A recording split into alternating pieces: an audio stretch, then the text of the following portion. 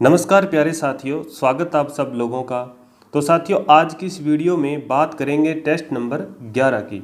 इससे पहले हमने 10 टेस्ट कंप्लीट कर लिए हैं, जिनका लिंक आप वीडियो के नीचे डिस्क्रिप्शन में देख सकते हैं। तो साथियों, आज के टेस्ट में ज्यामिति के आगे के 10 क्वेश्चन रहेंगे, जो रीट लेवल फर्स्ट व सेकंड मैथ सब्जेक्ट के लिए समान रूप से उपयोगी है। पिछली वीडियो में हमने 15 क्वेश्चन कर लिए थे, तो आगे के 15 क्वेश्चन करते हैं।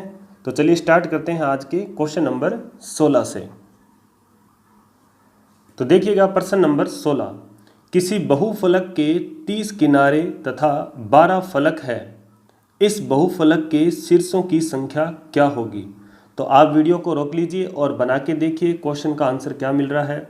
24, 12, 15 या फिर 20, ये 4 आपके सामने उत्तर है। तो चलिए बनाते हैं इसको। तो इसको देखिएगा, आयलर फॉर्मूले से बनाएंगे। आयलर फॉर्मूला क्या होता है? आयलर रूल, ये 8th की NCERT बुक में दिया गया है। तो देखिएगा, F + V = E + 2, ये होता है आयलर फॉर्मूला। F का मतलब यहाँ पे हो गया फलक यानी फेस, और V यानी वर्टिक्स, ये हो गया हमारा शीर्ष, और E यानी एजिस यानी हमारे हो गए किनारे। तो इस फॉर्मूले को साथियों याद रखिएगा। कोई भी क्वेश्चन आ गया, इस फॉर्मूले से हम फलक है तो फलक निकाल सकते हैं, शीर्ष है तो शीर्ष ज्ञात कर सकते हैं, और किनारे अगर ज्ञात करने हैं तो किनारे भी ज्ञात कर सकते हैं। तो देखिएगा, शीर्षों की संख्या ज्ञात करनी है। तो यहाँ देखिएगा, फलक कितने हैं हमारे पास? 12, प्लस V यानी शीर्ष निकालने हैं, E यानी किनारे कितने हैं? 30, प्लस कितने हो गए? 2। अब देखिएगा, ये हो गए हमारे पास 32 और इधर हो गए 12। 12 + V = 32, तो V बराबर कितना हो जाएगा? 32 में से 12 निकाल देंगे तो कितने रह जाएंगे हमारे पास? 20। तो वर्टेक्स कितने हैं साथियों? 20। तो इसलिए इसका सही जो आंसर होगा वो D नंबर सही है। आगे देखिएगा क्वेश्चन नंबर 17, दी गई आकृति में AOB एक सरल रेखा है, यानी यहाँ A, O और B ये 3 बिंदु है, एक सरल रेखा है। AOC 3x + 20, यानी AOC इधर पॉइंट है C, तो AOC का मान है 3x + 20 तथा BOC का मान है 4x - 36 डिग्री। तब x का मान क्या होगा?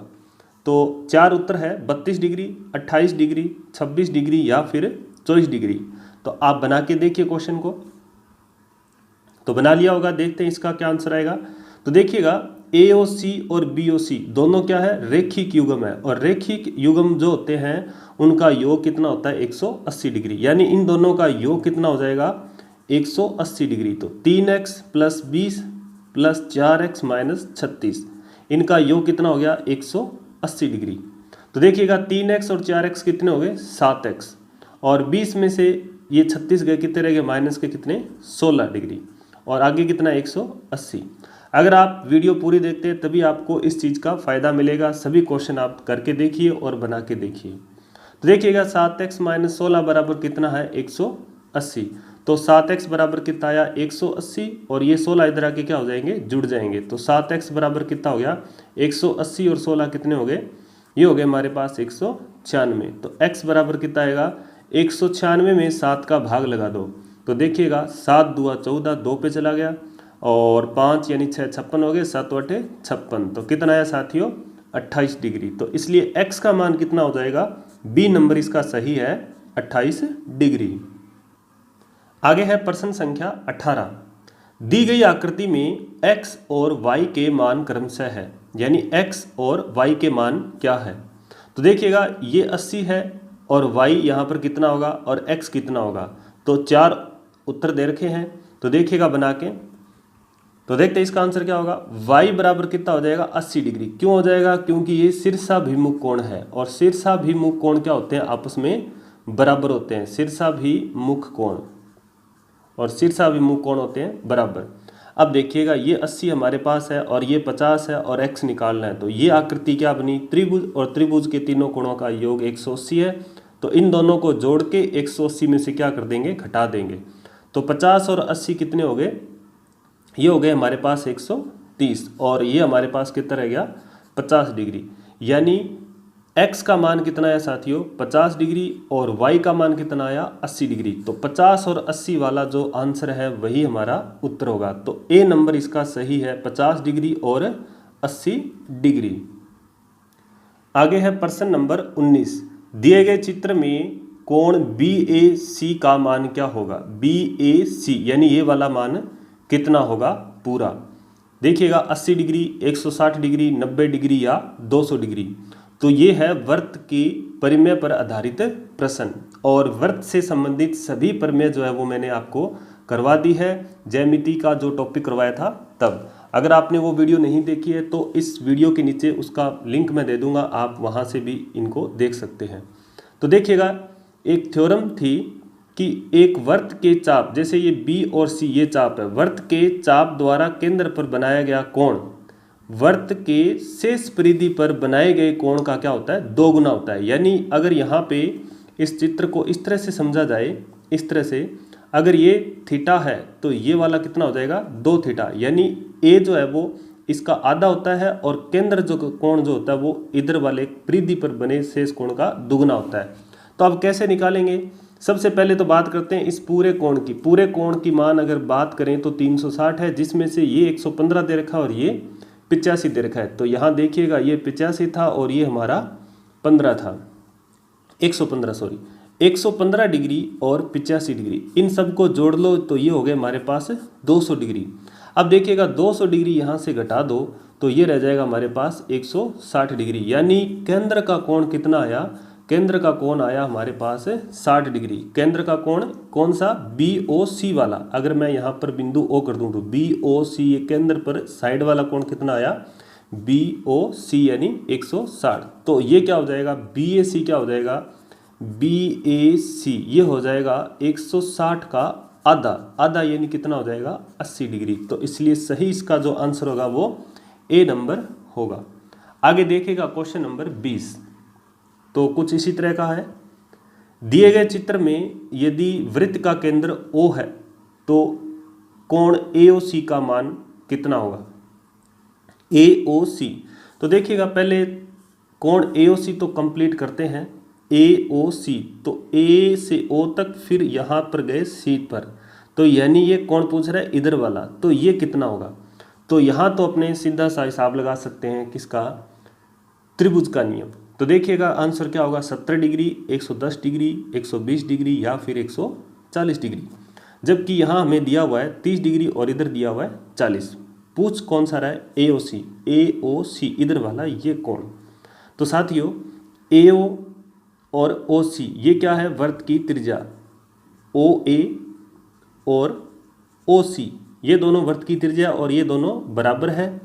तो यहाँ देखिएगा इस तरह से एक त्रिभुज बन रहा है, ये दो भुजाएं बराबर हो गई और एक अगर 30 है तो इधर वाला भी कितना होगा, ये भी हमारा कितना हो जाएगा साथियों 30 हो जाएगा। अब देखिएगा ये 30 तो ये हमें पता चल जाएगा कितना होगा, क्योंकि AOC क्या हो गया एक त्रिभुज हो गया और तीनों कोणों का ये योग जो है वो 180 है और 30 और 30 60 ये हो गए। तो इसमें से क्या कर देंगे घटा देंगे, तो घटाएंगे तो हमें कितना मिलेगा, ये मिलेगा 120 डिग्री। तो AOC का मान कितना आएगा 120 डिग्री आएगा, ये हमारा सही आंसर होगा। आगे है प्रश्न संख्या 21। दिए गए चित्र में x का मान क्या होगा, 40 डिग्री, 70 डिग्री, 110 डिग्री या फिर 90 डिग्री। तो वृत्त पर अगर मैं बात करूं इस भुजा की तो ये हो गई हमारी जीवा, क्या होगी साथियों जीवा। तो एक थ्योरम आपको मैंने बताई थी कि एक जीवा द्वारा वृत्त की शेष परिधि यानी इधर वाली परिधि और इधर वाली परिधि, इधर वाली अगर परिधि की बात करें तो ये शेष परिधि होगी। इस पर जितने भी कोण बनेंगे इस जीवा के द्वारा, जितने भी कोण बनेंगे वो सारे क्या होंगे बराबर होंगे। बराबर का मतलब यहाँ पर बनने वाले कोण क्या होंगे बराबर। तो साथियों ये 40 डिग्री है तो ये भी कितना होगा 40 डिग्री होगा। अब देखिएगा हमारे पास अगर मैं इसकी नेमिंग कर दूं, अगर नाम कर दूं इसका ABC, तो ये बन गया ABC एक त्रिभुज जिसमें AB वृत्त की जीवा थी। अब देखिएगा इन तीनों कोणों को अगर देखा जाए तो x जो है वो B पर आ रहा है, तो तीनों कोणों का योग हो गया 180, जिसमें से दो हमें मिल गए 70 और 40, इनका योग हो गया 110 डिग्री। अब इसमें से ये घटा दो, हमें मिल जाएगा x का मान। तो कितना रह गया 70 डिग्री। पूरा x जो है वो 70 डिग्री आएगा, इसलिए इसका सही जो आंसर होगा वो बी नंबर होगा। आगे देखते हैं क्वेश्चन नंबर 22। दिए गए चित्र में AD वृत्त का व्यास है। यदि कोण ADB बराबर 30 डिग्री है तथा कोण BCD बराबर थीटा है तो थीटा का मान क्या होगा। तो डायग्राम आपके सामने है, 4 उत्तर भी आपके सामने है। तो क्वेश्चन बना के देखिए, वीडियो को रोक लीजिए, इसका आंसर क्या मिल रहा है। तो साथियों निश्चित रूप से आपने इन क्वेश्चनों को कर लिया होगा। तो देखिएगा ADC और B, अगर क्रम वाइज देखें तो ABCD ये है इसका क्रम। यहाँ देखिएगा ये 30 डिग्री है, तो ये जो है वो कोण होगा कितना 90 डिग्री, क्योंकि अर्धवृत्त में बना कोण क्या होता है समकोण होता है। क्यों? क्योंकि AD वृत्त का व्यास है। तो ये देखिएगा AD व्यास है, तो अगर AD व्यास है तो आधा वृत्त इधर हो गया आधा इधर हो गया, तो अर्धवृत्त में बना कोण क्या होता है समकोण होता है। तो ABD ये हमारा 90 डिग्री है। साथियों अब अगर ये 90 डिग्री है, ये 30 है, तो ये भी हमें पता चल जाएगा, क्योंकि त्रिभुज के कोणों का योग 180 होता है, जिसमें से दो हमें पता है 90 और 30, इनका योग हो गया 120। तो तीसरा कोण रह गया ए हमें मिल गया कितना साथियों 60 डिग्री। अब देखिएगा A 60 डिग्री है तो C कितना होगा, क्योंकि ABCD एक चक्रीय चतुर्भुज है। अब चक्रीय चतुर्भुज क्या होता है, जिसके चारों शीर्ष वृत्त की परिधि पर स्थित हो वह क्या कहलाता है चक्रीय चतुर्भुज। जैसे ये हमारा एक वृत्त है और ये अब ये जो है एक चतुर्भुज है ABCD, तो ये चारों शीर्ष जो है वो वृत्त की परिधि के ऊपर है, तो ये एक चक्रीय चतुर्भुज है। तो साथियों ABCD अगर एक चक्रीय चतुर्भुज है तो चक्रीय चतुर्भुज की एक थ्योरम है कि सम्मुख कोण क्या होते हैं संपूरक होते हैं। सम्मुख का मतलब A कोण और C कोण ये दोनों क्या होंगे संपूरक होंगे। इसी तरह से पूरा D और पूरा B ये भी क्या होंगे संपूरक होंगे, जबकि हमें पूछा गया है थीटा का मान। तो इसलिए कोण A और C, कोण A और कोण C दोनों का योग कितना होगा 180 डिग्री। क्यों होगा, चक्रीय चतुर्भुज के कारण सम्मुख कोणों का योग 180 डिग्री होता है। तो यहाँ देखिएगा अगर ये 60 है तो सामने वाला कोण कितना हो जाएगा साथियों 60, इसमें से घटा दो कितना रह गया 120 डिग्री। तो थीटा का मान यहाँ कितना हो जाएगा 120 डिग्री। C इसका सही होगा। आगे है प्रश्न नंबर 23। यदि सर्वांग समवृत्तों में दो चाप बराबर हो तो उनकी संगत जीवाएं होती है समांतर, समान, लंबवत या प्रतिच्छेदी। तो यहाँ देखिएगा यदि सर्वांग समवृत्तों में दो चाप बराबर है, सर्वांग समवृत्त कौन से होते हैं जिनकी त्रिज्याएं समान होती है।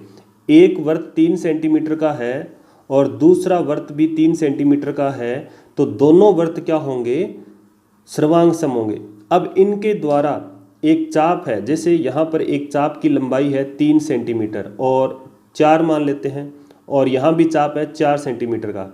तो चाप के द्वारा संगत जीवाएं यानी ये जीवा और दूसरी ये जीवा क्या होती है, जीवाएं क्या होती है समान होती है। तो इसलिए इसका आंसर होगा बी नंबर। तो डायग्राम आपके सामने है, दो सर्वांग समवृत्तों में अगर चाप बराबर है तो जीवाओं की लंबाई क्या होती है समान होती है। आगे देखिएगा क्वेश्चन नंबर 24। यदि वृत्त का व्यास दो जीवाओं में से प्रत्येक को समद्विभाजित करे तो जीवाएं होती है समांतर, लंबवत, प्रतिच्छेदी या फिर इनमें से कोई नहीं। तो देखिएगा साथियों यदि वृत्त का व्यास दो जीवाओं में से प्रत्येक को समद्विभाजित करे तो जीवाएं क्या होती है। तो देखिएगा इसका डायग्राम अगर बना के देखें तभी समझ आएगा। ये वृत्त का केंद्र है और ये हमारा वृत्त का व्यास हो गया, सपोज AB वृत्त का व्यास है, और एक जीवा इधर से है और एक जीवा इधर से है। क्यों है, क्योंकि ये जीवा जो है ये व्यास जो है वो इस जीवा यानी CD जीवा को और XY जीवा को समद्विभाजित करता है। समद्विभाजित मतलब ये दोनों भाग क्या होंगे बराबर होंगे। बराबर होंगे तभी होंगे जब ये दोनों जीवाएं क्या हो जाएगी समांतर हो जाएगी। तो इसका सही जो आंसर होगा वो होगा A नंबर, यानी दोनों जीवाएं क्या होती है समांतर होती है जब वृत्त का व्यास दोनों जीवाओं को समद्विभाजित करता है। आगे है क्वेश्चन नंबर 25। एक वृत्त में केंद्र से समान दूरी पर स्थित जीवाएं एक दूसरे की होती है दोगुनी, तीन गुनी, आधी या बराबर। तो ये वर्त का केंद्र हो गया साथियों। से समान दूरी पर यानी यहाँ से और यहाँ से, सपोज यहाँ से 3 सेंटीमीटर पर ये बिंदु है और यहाँ से 3 सेंटीमीटर पर ये बिंदु है, तो ये क्या होगी, दो जीवाएं हो गई। तो दोनों जीवाएं एक दूसरे को क्या होती है, बराबर होती है। दोनों जीवाएं क्या होती है, बराबर होती है। तो इसलिए इसका सही जो आंसर होगा वो डी नंबर होगा। आगे है क्वेश्चन नंबर 26। यदि समांतर चतुर्भुज के विकर्ण समान और परस्पर लंबवत हो तो यह होगा आयत, समचतुर्भुज, समलंब चतुर्भुज या फिर वृत्त। तो देखिएगा समांतर चतुर्भुज का अगर डायग्राम देखा जाए मानक रूप, तो समांतर चतुर्भुज का इस तरह से होता है। अब इसमें से देखिएगा आयत एक समांतर चतुर्भुज है, समचतुर्भुज भी एक समांतर चतुर्भुज है, वर्ग भी एक समांतर चतुर्भुज है, जबकि समलंब चतुर्भुज एक समांतर चतुर्भुज नहीं होता। इसलिए ये तो आंसर कट गया। अब हमारे पास 3 आंसर है। तो देखिएगा ये हमारा समांतर चतुर्भुज है के विकर्ण समान हो। अब ये इसके विकर्ण अलग अलग हो रहे हैं, विकर्ण समान करने हैं। तो विकर्ण समान इस तरह से हो सकते हैं, एक तो ये कंडीशन हो सकती है या फिर ये कंडीशन हो सकती है। तो अब देखिएगा विकर्ण समान कर दें अगर इस तरह से और साथ में लंबवत एक दूसरे पर काटते हैं, तो आयत में कभी भी जो विकर्ण होते हैं वो लंबवत नहीं काटते, इसलिए ये नहीं होगा। अब 2 ऑप्शन रह गए। समचतुर्भुज के विकर्ण एक दूसरे पर लंबवत होते हैं, जबकि वर्ग में भी क्या होते हैं, एक दूसरे पर लंबवत होते हैं।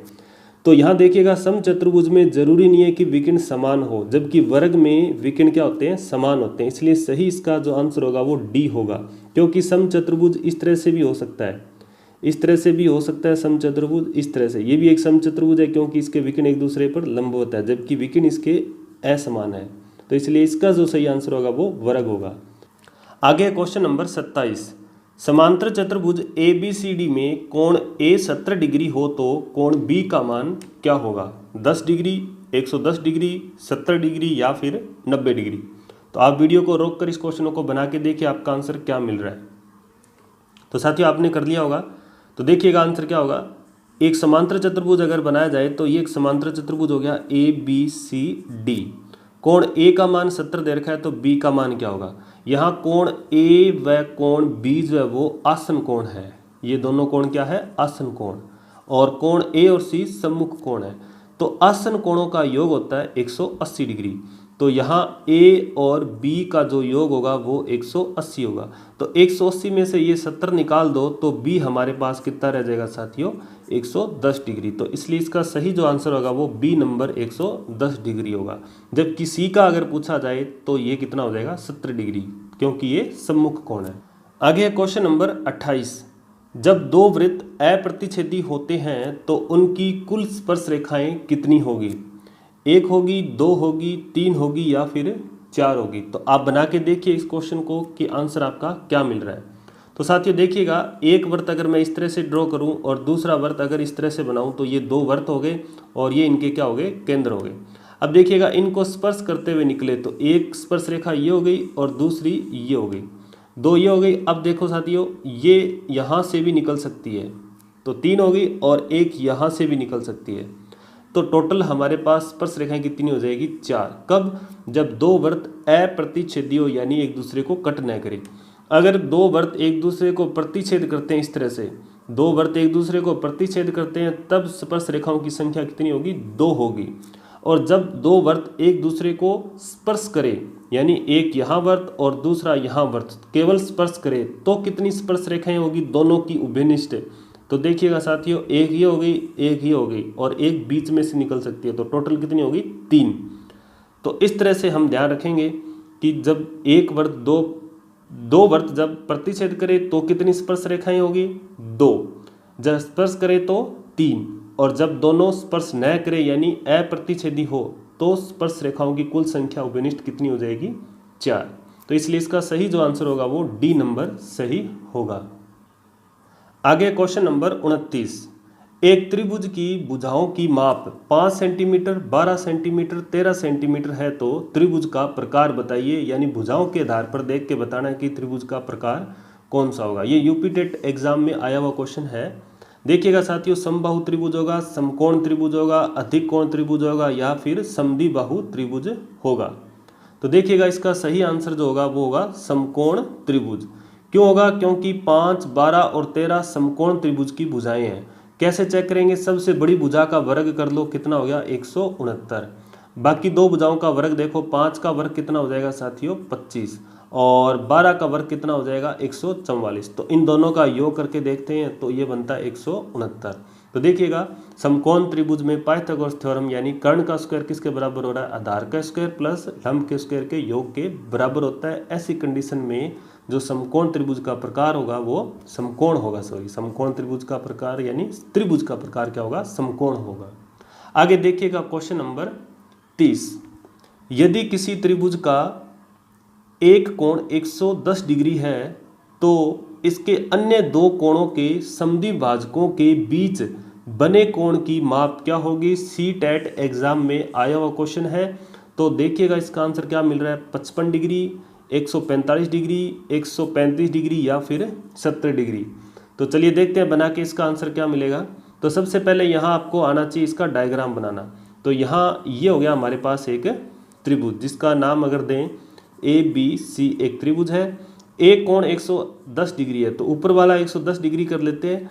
बाकी अन्य दो कोण के समद्विभाजक के द्वारा बने कोण की माप ज्ञात कीजिए। यानी ये कोण B है और ये C है, इसका समद्विभाजक करें और इधर से इसका समद्विभाजक करें तो दोनों कोण जहाँ मिल रहे हैं उस कोण की माप पूछ रहा है ये। इसका नाम दे सकते हो आप D। तो BDC का मान क्या होगा? तो साथियों अगर मैं कोण B को x मानूं या फिर इधर वाले को x करूं तो इधर वाला भी x हो जाएगा, और इधर वाला y करूं तो इधर वाला भी क्या हो जाएगा? y, क्योंकि ये दोनों कोण समद्विभाजक है यानी बराबर होंगे। तो अब देखिएगा ABC तीनों का योग कितना होगा साथियों? A, B और C तीनों का योग होगा 180 डिग्री। A का मान हमारे पास है 110, x और x ये कितने हो गए? 2x। C यानी y और y कितने हो गए? 2y, कितने हो गए? 180 के बराबर। और इन दोनों में से दो कॉमन ले लो तो x प्लस वाई का मान कितना है? 180 डिग्री, और 110 इधर आके क्या हो जाएगा? माइनस। तो ये हमारे पास कितना रह जाएगा? 70 डिग्री। तो ये हो जाएगा 2x प्लस वाई बराबर कितना? 70। तो x प्लस वाई बराबर कितना आ जाएगा साथियों? 70 में 2 का भाग लगाएंगे तो कितना आ जाएगा? 35 डिग्री। तो यानी x और y का योग कितना आ गया? 35 डिग्री। तो ये ध्यान रखिएगा, ये आ गया हमारे पास 35 डिग्री। अब देखिएगा BDC इन तीनों कोणों का योग कितना होगा साथियों? 180 डिग्री होगा। अब इन तीनों में कौन से आ रहे हैं? x आ रहा है, y आ रहा है और यहाँ पर BDC आ रहा है। कोण BDC यही पूछ रहा है कि समद्विभाजकों के बीच में बने कोण की माप, यानी यहाँ के मान का कितना होगा। तो देखिएगा इन तीनों का योग 180 डिग्री होगा। तो देखिएगा x प्लस वाई हमारे पास 35 डिग्री है और ये पूछ रहा है BDC का मान, तो ये 180 के बराबर होगा। तो यहाँ से BDC बराबर हो जाएगा 180 डिग्री और ये इधर आ जाएगा 35 डिग्री। तो 180 में से 35 निकाल दो तो ये रह जाएंगे हमारे पास कितने साथियों? 145 डिग्री। तो इसका जो सही आंसर होगा वो बी नंबर सही होगा। तो उम्मीद करता हूँ साथियों ये क्वेश्चन आपको अच्छी तरह से समझ आया होगा। अगर आपको कम समझ में आया तो वीडियो को फिर से देखिए, आपको इस क्वेश्चन को अच्छी तरह से समझ आ जाएगा। तो ये थे साथियों ज्यामिति के आज के 15 क्वेश्चन, और नेक्स्ट वीडियो में बात करेंगे एक नए टॉपिक जो रीट लेवल फर्स्ट से संबंधित है। देखिएगा लंबाई, भार, धारिता, समय, क्षेत्रमापन एवं इनकी मानक इकाइयाँ और उनमें संबंध। तो इससे रिलेटेड हम एक आगे का टेस्ट तैयार करेंगे। तो साथियों आप इसकी तैयारी करिएगा और देखिएगा कि आपके कितने क्वेश्चन सही होते हैं। तो मिलते हैं नेक्स्ट वीडियो में एक नए टॉपिक जो आपको अभी बताए इसके साथ। तब तक के लिए जय हिंद, जय भारत।